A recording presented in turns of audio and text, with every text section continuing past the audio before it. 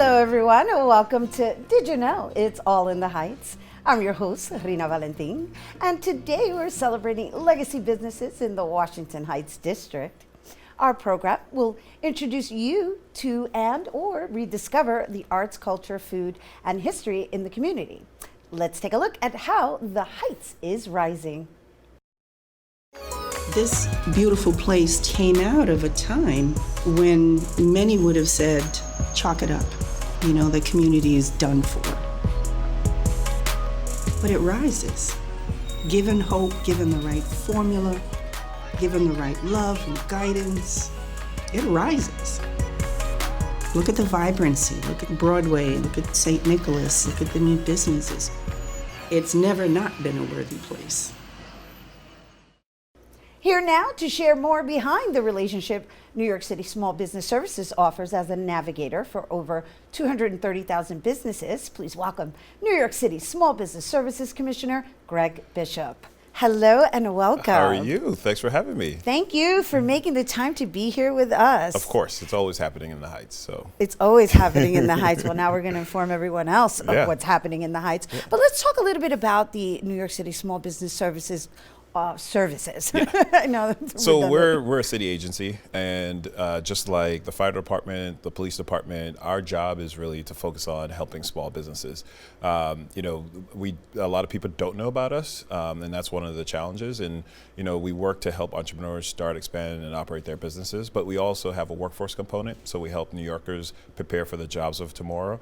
And as we're going to talk about, we also have a neighborhood development component where we focus on commercial corridors and help strengthen and create vibrant commercial corridors. So the video we just watched is a part of a program called Avenue NYC, Correct. right? And the Neighborhood Design Lab. Yep. Can you share a little bit more about those programs? So those are grants that we make to partner organizations across the city. Obviously, as a city, we can't do it by ourselves. We have to work with local organizations.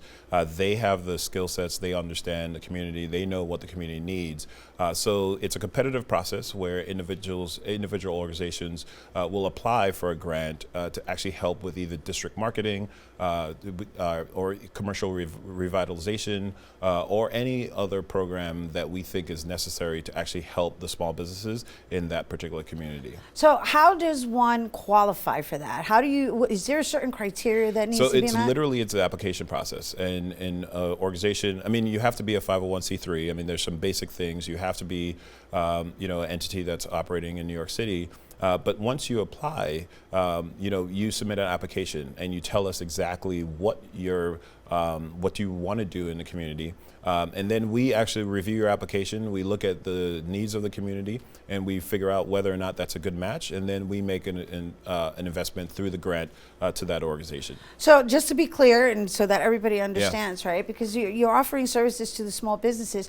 However, there's an alliance and an organizing that's required in order to do so. So can you just share a little bit about the structure? Right. So, and you know, a lot of small businesses, they come to us and, you know, there's a lot of challenges that small businesses face in just running their business. A lot of business owners are busy running their business on a day-to-day basis. So one of the things we want to do is figure out ways to organize those business owners. And sometimes they don't have the time to do that. And usually there's an umbrella organization that's working in the community that's trying to advocate on behalf of those small businesses. They're probably advocating for more marketing or more sanitation services or more security or even, you know, as simple things as holiday lights.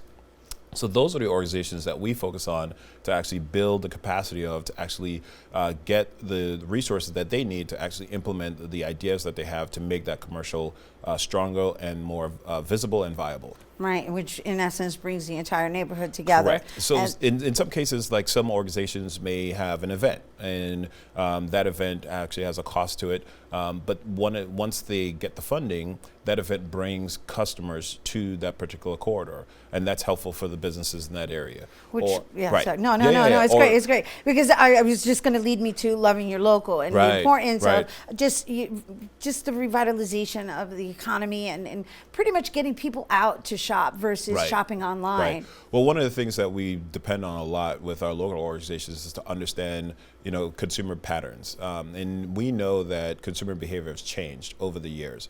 A lot of people are taking, they're buying online.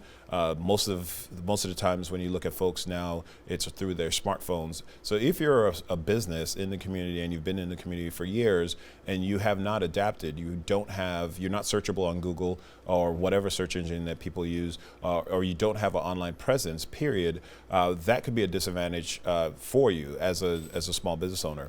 But we also, so a lot of the programming that we focus on is to help businesses adapt to actually the new technology. We help the local organizations to teach those businesses how to use those new technologies to reach new customers. But more importantly, we also want to make sure we educate the customers, right? Because when you make a decision to buy online, what you're really doing is you're denying that sale to that local business. And then that local business then has to lay off their employees, which tend to be, and we know, small businesses are the economic engine of the city. It's actually not the large corporations. It's a smaller business that's hiring within their neighborhoods. So if they're laying off, that means more of your neighbors will be unemployed.